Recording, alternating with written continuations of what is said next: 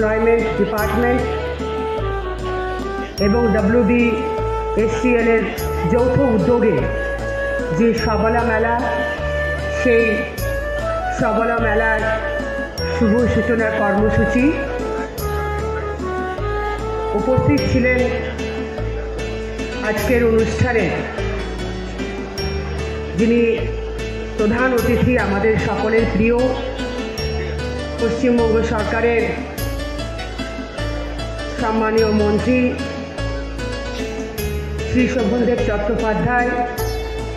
ছিলেন আরেক মন্ত্রী